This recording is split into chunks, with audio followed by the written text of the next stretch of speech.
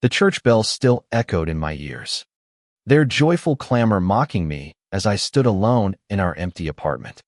The wedding band cold against my finger.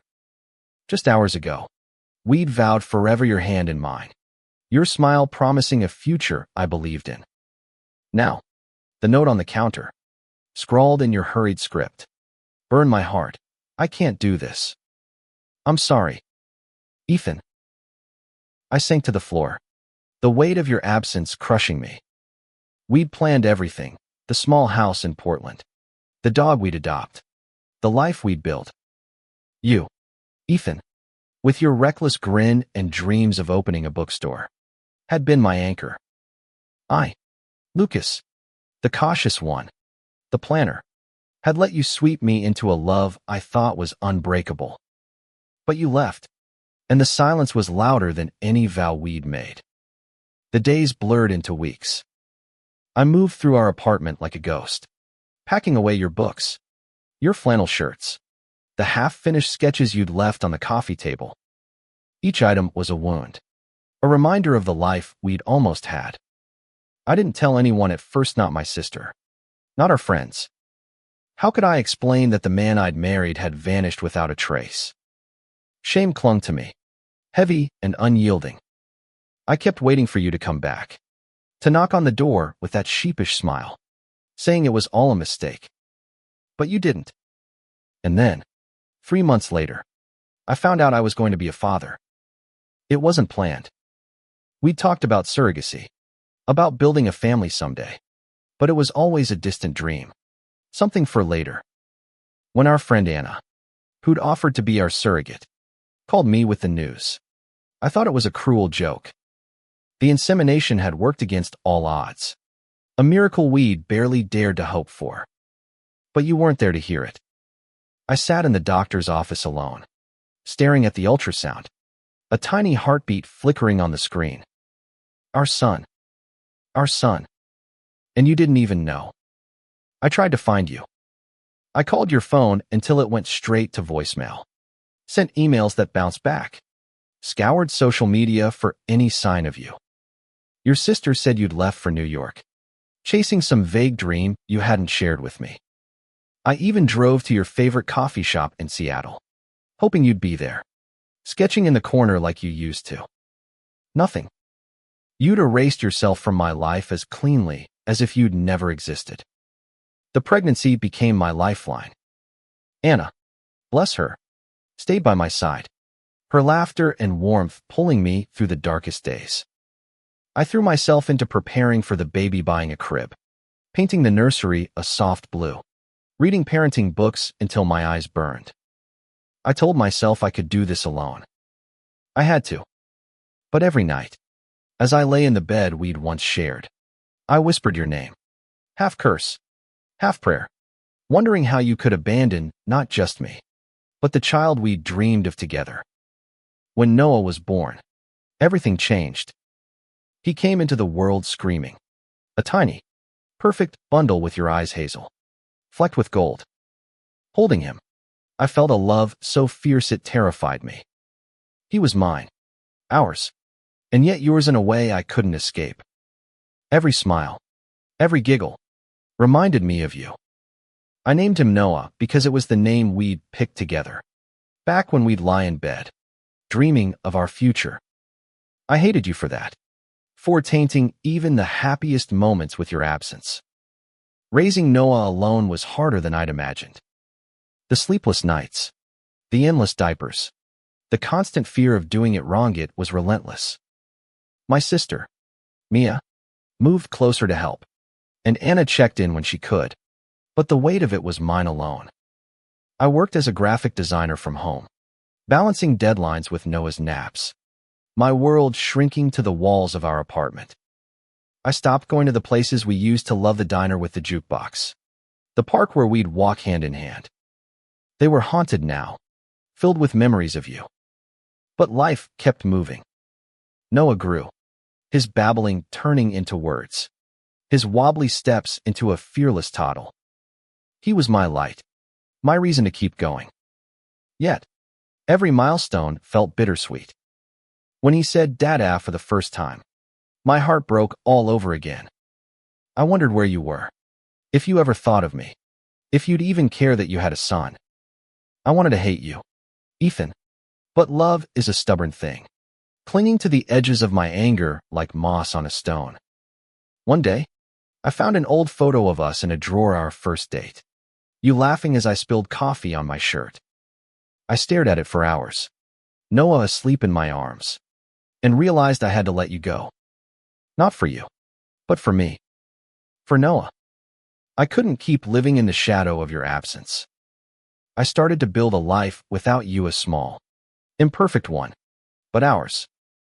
I took Noah to the park, joined a single parents group, even went on a disastrous date that ended with me laughing so hard I cried. Slowly, I was finding my way. But then, 2 years after you left, I saw you. It was a crisp autumn morning in Portland, the kind where the air smells of damp leaves and possibility. Noah and I were at the park, his tiny hand clutching mine as he toddled toward the swings. And there you were, Ethan, standing by the fountain, your blonde hair catching the sunlight like it always did. My heart stopped. You looked different, thinner, your shoulders hunched, a shadow of the man who'd promised me forever. You were sketching, your pencil moving across a notebook, lost in your own world. For a moment, I was back in our old life, watching you draw in the early morning light, your focus so intense it felt like love. But then Noah tugged at my hand, giggling, and reality crashed back. You didn't know he existed. You didn't deserve to. I wanted to run, to scoop Noah up and disappear before you saw us. But something held me there, rooted to the spot. Anger, maybe, or the ghost of the love I'd buried. Noah, oblivious, pointed at a squirrel and squealed, his voice carrying across the park. Your head snapped up, and our eyes met. Lucas. Your voice was a whisper, but it hit me like a shout. You stood, the notebook falling to the ground, your face a mix of shock and something I couldn't read, guilt, perhaps, or longing. I tightened my grip on Noah's hand, my pulse racing. I hadn't prepared for this. I hadn't prepared for you. Who's this? You asked, your gaze dropping to Noah, who was now hiding behind my leg, clutching my jeans. Your voice was soft, curious, but it ignited a fire in me. How dare you ask? How dare you stand there, acting like you hadn't shattered our world? He's my son, I said, my voice steady despite the storm inside. I didn't say ours. I couldn't. Not yet. Noah peeked out, his hazel eyes, your eyes studying you. I saw the moment it hit you, the way your face paled, your mouth opening and closing like you were grasping for words that wouldn't come. Lucas, you started, but I cut you off. Don't. My voice was sharp, a blade honed by 2 years of pain. You don't get to walk back into our lives like this. Noah whimpered, sensing my tension, and I knelt to scoop him up, holding him close. Your eyes followed him, a hunger in them that made my chest ache. Did you know? Could you feel it? The truth of who he was. You took a step closer, and I stepped back, the distance between us a chasm I wasn't ready to cross. I didn't know, you said, your voice breaking. I swear. Lucas, I didn't know. Of course you didn't. I snapped. You left. You didn't call. Didn't write. Didn't care. You left me to pick up the pieces. And now you're here. What? Sketching in a park like nothing happened. You flinched. And for a moment, I saw the boy I'd fallen in love with, the one who'd read me poetry in bed, who'd promised to fight for us no matter what. But that boy was gone, replaced by this stranger who'd abandoned me. I was scared, you said, barely above a whisper. I wasn't ready. I thought you'd be better off without me. Better off. I laughed, bitter and raw. Do you know what it's been like, Ethan? Raising him alone. Wondering every day why I wasn't enough for you. Noah squirmed in my arms, And I softened my tone, not wanting to scare him. You don't get to waltz back in and act like you're sorry. Not now. You looked at Noah again, your eyes glistening. Is he? You couldn't finish the question, but I saw it in your face. You knew. Somehow. You knew. I wanted to lie, to say he wasn't yours, to protect him from you. But Noah deserved better than half-truths. He's ours, I said quietly. But you don't get to claim him. Not after what you did. The park seemed to hold its breath, the world narrowing to the space between us. You reached out, then stopped, your hand falling to your side. I want to make this right, you said. Please, Lucas, let me try. I didn't answer. I turned and walked away, Noah's head resting on my shoulder, his small hand clutching my shirt. I didn't look back, but I felt your eyes on us, heavy with the weight of everything we'd lost. That night, I couldn't sleep. Noah was tucked into his crib, his soft snores filling the room. But my mind was a storm. Seeing you had ripped open wounds I thought were healing. I hated how my heart still ached for you, how a part of me wanted to believe you could change. But I couldn't risk it not for me, and definitely not for Noah. The next morning, there was a letter slipped under my door. Your handwriting, unsteady but unmistakable. Lucas, I know I don't deserve your forgiveness, but I'm begging for a chance to know him. To know you again. I'm staying at the motel on 5th Street. Please, just talk to me. Ethan. I stared at the letter, my hands trembling. Part of me wanted to burn it, to erase you again. But Noah's laughter echoed from the next room, and I knew this wasn't just about me anymore. I had to decide for him, for us what came next. I held your letter for 3 days, rereading it until the creases wore thin. Each word felt like a hook, pulling me back to the life we'd planned, the life you'd thrown away. Noah's giggles filled the apartment, a reminder that my choices now were his future. I didn't want to see you. The thought of facing you again, of letting you near Noah, made my stomach churn. But ignoring you felt like letting you control me still, like your absence was still dictating my life. So, I decided to meet you not for you, but for me. To close the door on us once and for all. The motel on 5th Street was a faded relic, its neon sign flickering in the dusk. Noah was with Mia, safe and unaware, as I knocked on your door. You opened it, and for a moment, we just stared. You looked tired, your eyes shadowed, but there was a spark of hope in them that made me want to turn and run. Lucas, you said, stepping aside. Thank you for coming. I didn't sit. I stood in the cramped room, arms crossed, the weight of 2 years between us. Say what you need to say, Ethan. I'm not here for a reunion.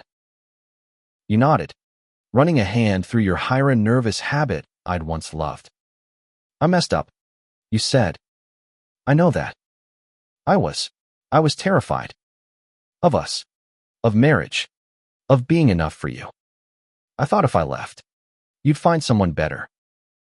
Someone better. My voice was low. Dangerous. You think I wanted someone else. I wanted you. Ethan. I chose you. And you chose to run. You looked away, shame coloring your face. I know. I thought I was doing the right thing, but I was wrong. I've spent every day since regretting it. Then why didn't you come back? I demanded. 2 years. Ethan. 2 years of silence. Do you know what that did to me? To Noah. Noah. You whispered. His name like a prayer. I didn't know about him. If I had, you would have what? I cut in. Come back. Stayed. Don't pretend you would have been ready for him when you couldn't even handle me. You flinched, but you didn't argue. Instead, you pulled out a sketchbook, its pages worn and dog-eared. I've been drawing you, you said, opening it to a page filled with my face smiling, laughing, the way I used to be. Every day, I tried to hold on to you. I know it's not enough, but I never stopped loving you. My throat tightened, but I forced myself to stay cold. Love doesn't leave, Ethan. Love stays. Love fights. I want to fight now, you said, your voice breaking. For you. For Noah. I know I don't deserve it, but I'm asking for a chance. I wanted to scream, to throw your words back in your face. But I saw Noah in my mind's eyes, so like yours, his future stretching out before him. Could I deny him a father? Could I trust you not to break his heart like you'd broken mine? I need time, I said finally. This isn't about me anymore. It's about him. If you want to be in his life, you have to prove you're not going to run again. You nodded, relief flooding your face. I'll do whatever it takes. I swear. I left without another word, my heart a tangle of hope and fear. Over the next few weeks, you tried. You sent letters, small gifts for Noah's stuffed bear, a tiny sketch of a star. You didn't push, didn't show up uninvited, but you were there, a quiet presence at the edges of my life. I watched you from a distance, weighing every move, every word. Noah started asking questions. Who's that man? Dada. He'd say, pointing to the bear you'd sent. I didn't know how to answer. I told him stories instead, about a brave boy who loved to draw, hoping to plant seeds of you without the pain. One day, you asked to meet Noah. I hesitated, but Mia convinced me. He deserves to know his other dad, she said. And you deserve to know if Ethan's changed. So, I agreed to a short meeting at the park. Neutral ground. You were nervous, your hands shaking as you knelt to Noah's level. Hi, buddy, you said, offering a small wooden car you'd carved. Noah took it, his eyes wide, and for a moment, I saw you in him the same curiosity, the same spark. You didn't push, just played with him, your laughter mingling with his. Watching you, I felt something shift. Not forgiveness, not yet, but a crack in the wall I'd built. Maybe you could be the father Noah needed. Maybe we could find a way forward, not as lovers, but as parents. But then, you disappeared again. Your absence hit like a second betrayal, sharper than the first. One day, you were at the park, pushing Noah on the swings, his laughter ringing out as you made silly faces. The next, you were Ganino call. No letter, just silence. I checked the motel, your phone, even your sister's house. Nothing. You'd vanished again, leaving me to explain to Noah why the man with the wooden car wasn't coming back. He didn't understand. Of course.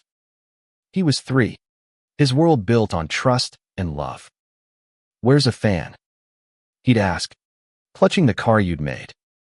I'd mumble something about him being busy, hating myself for the lie.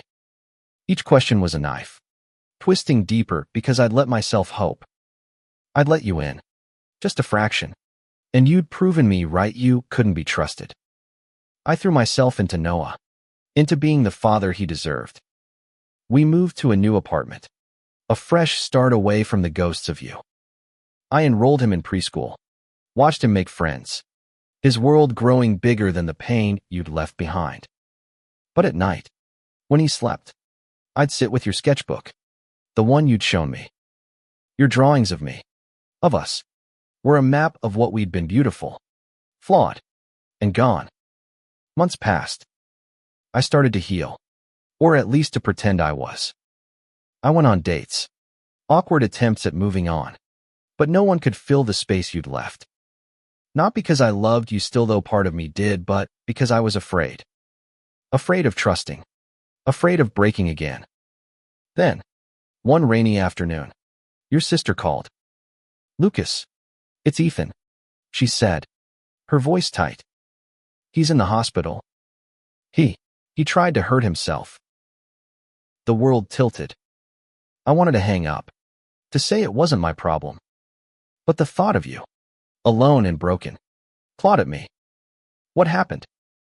I asked, my voice barely steady. He's been spiraling, she said. Since he left you, he's been lost. He came back to Portland to find you. But when he saw you with Noah, he couldn't handle it. He thought you were better off without him. I didn't want to care. I didn't want to feel the ache in my chest, the pull to go to you. But I did. I left Noah with Mia and drove to the hospital, my hands shaking on the wheel. When I saw you, pale and fragile in that sterile bed, my anger dissolved into something softer, more dangerous pity. You opened your eyes, and when you saw me, you cried. I'm so sorry, Lucas, you whispered. I keep ruining everything. I sat beside you, silent, wrestling with the storm inside. You told me everything: how you'd run to New York to escape the pressure of our life, how you'd drowned in guilt, how seeing Noah had broken you all over again. You'd wanted to stay, to be his father, but you felt unworthy, a failure who'd only hurt us more. I didn't leave because I stopped loving you, you said. I left because I didn't know how to love you right. Your words were a weight, heavy with truth and pain. I wanted to hate you, to walk away and never look back. But I saw the boy I'd loved, the one who'd drawn me in the margins of his life. And I couldn't abandon you, not like this. I can't trust you, I said finally. Not with me, not with Noah. But I don't want you to die, Ethan. You need help. Real help. You nodded, tears streaming down your face. I'm trying. I'm in therapy now. I want to be better for Noah. For you.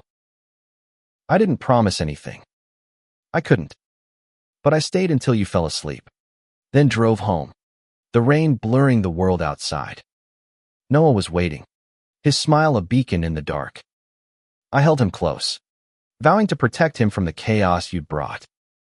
Over the next weeks, you kept your distance, but you sent updates through your sister. You were in treatment, working on yourself, trying to rebuild. I didn't respond, but I read every word, torn between hope and fear. Noah deserved a father, but could you be one?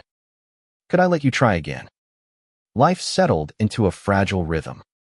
Noah started preschool, his days filled with finger paint and new friends. I worked late into the night, designing logos and websites, building a life that was ours alone. But you lingered, a shadow at the edges of my thoughts. Your sister's updates painted a picture of a man trying to change therapy, support groups, a job at an art gallery. I wanted to believe it, but trust was a wound that hadn't healed. One evening, you sent a package small canvas, painted with Noah's name in vibrant blues and greens, stars swirling around it. A note was tucked inside. For Noah? I'm trying to be someone he'd be proud of. Ethan. I stared at it, torn between throwing it out and hanging it in his room. Noah found it first, his eyes lighting up.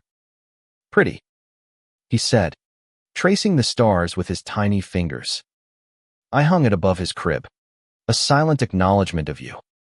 You asked to see him again, and after weeks of wrestling with myself, I agreed. A supervised visit, at Mia's house, with her there to keep things safe. I didn't tell Noah who you were, not yet. To him, you were just Ethan, the man who made the wooden car and painted the stars. You were different this time. Calmer, more present.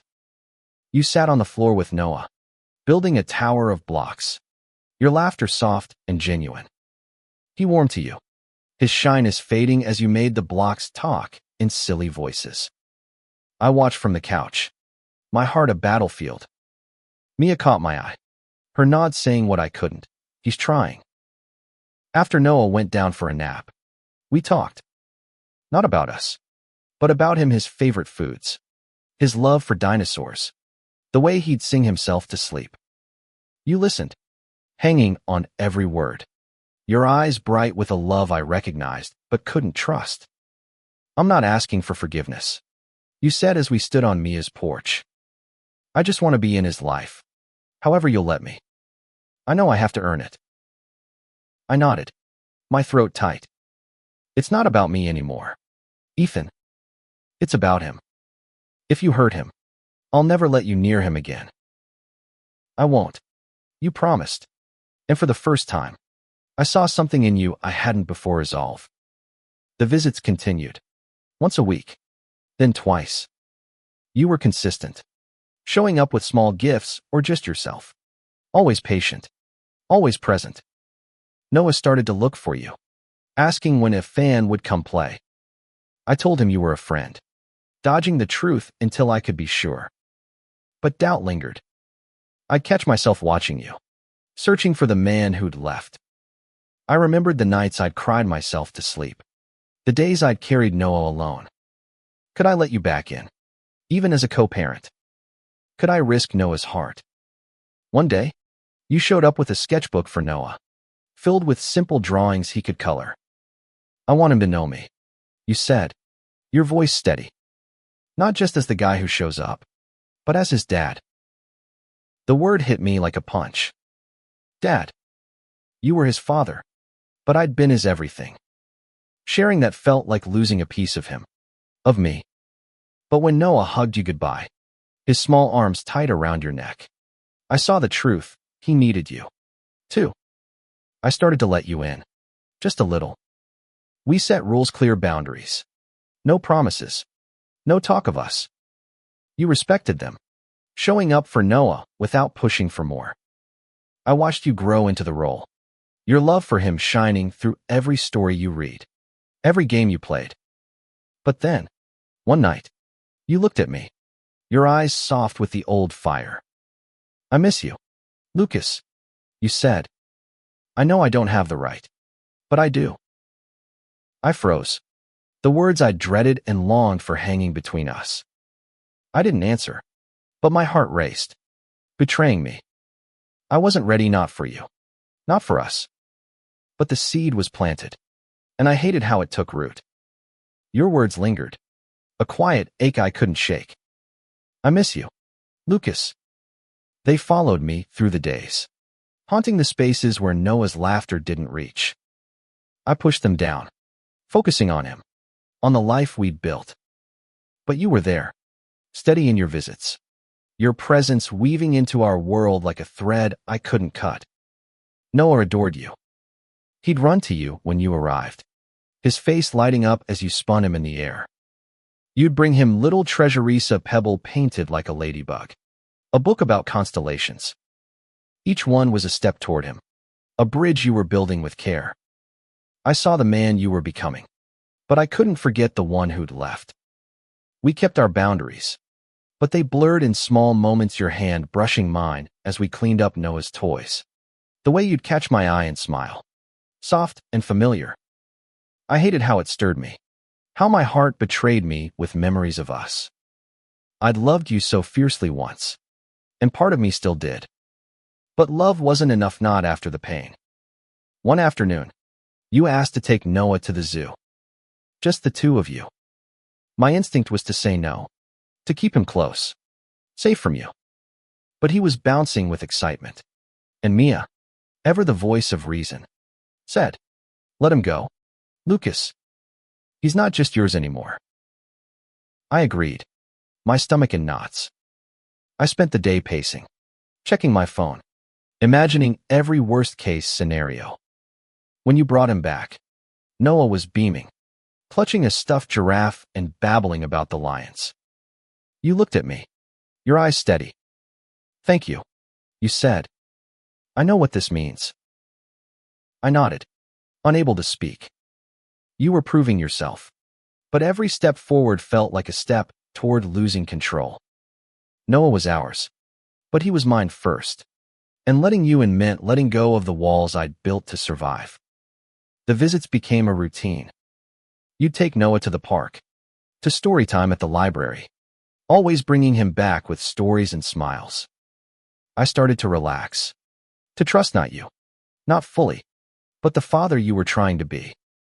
We'd talk after, small conversations about Noah's quirks, his favorite songs. It was safe, practical, but it felt like more. One evening, after Noah was asleep, you stayed. We sat on my couch, the silence heavy with unspoken words. I'm not the man I was, you said, your voice low. I've been working on myself. Lucas, I know I hurt you, and I'll carry that forever. But I'm here now, and I'm not going anywhere. I wanted to believe you. I wanted to lean into you, to feel the warmth of the life we'd planned. But fear held me back. I can't go back. Ethan, I said. I can't risk it. Not for me, and not for Noah. You nodded, your eyes sad but understanding. I'll keep showing up, you said. For him. And maybe, one day, for you. You left, and I sat there, staring at the canvas you'd painted for Noah, the stars glowing in the dim light. I was torn between the man I'd loved, the man you were now, and the father Noah needed. I didn't know if I could forgive you, but I couldn't deny you were trying. Months passed, and you kept your word. You were there for Noah's first day of preschool, for his 4th birthday, for the quiet moments when he just needed you to read him a story.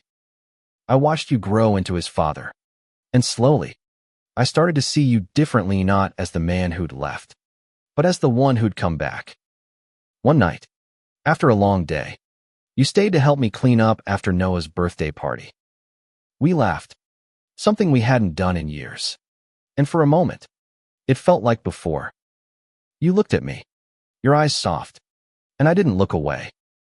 It wasn't forgiveness. Not yet, but it was a start. The seasons turned, and you became a constant in Noah's life. He called you Papa now, a word that slipped out one day and stuck. It broke my heart and healed it at the same time. Watching him run to you, his trust so pure it hurt. You were there for him, steady and present, and I couldn't deny the change in you. But Hat was harder. Every time I felt myself softening, I'd remember the note on the counter, the silence that followed. I'd built a life without you, and letting you back in felt like betraying the man I'd become. Yet, you were there, in the small moments, helping with Noah's bedtime, fixing the leaky sink, laughing over coffee when Noah napped. It was domestic, familiar, and dangerous. One evening, you brought over a photo album you'd made for Noah, filled with sketches of his favorite things: dinosaurs, stars, the park where we'd first seen you again. I wanted to have this, you said, to know I'm here, even when I mess up. I flipped through it, my fingers tracing your careful lines. You're good at this, I said, meaning more than the drawings. You smiled, and for the first time, I didn't look away. We started talking more, not just about Noah, but about us. You told me about your therapy, the work you'd done to face your fears. I was running from myself, you said. Not you. You were the best thing I ever had, and I was too broken to see it. I listened, my walls crumbling but not gone. I don't know if I can love you again, I admitted. I want to, but I'm scared. I know, you said, your voice soft. I'll wait, as long as it takes. We fell into a new rhythm, co-parents, friends, something undefined. You'd stay for dinner, help with Noah's bath, linger after he slept. The space between us shrank, filled with quiet moments that felt like home.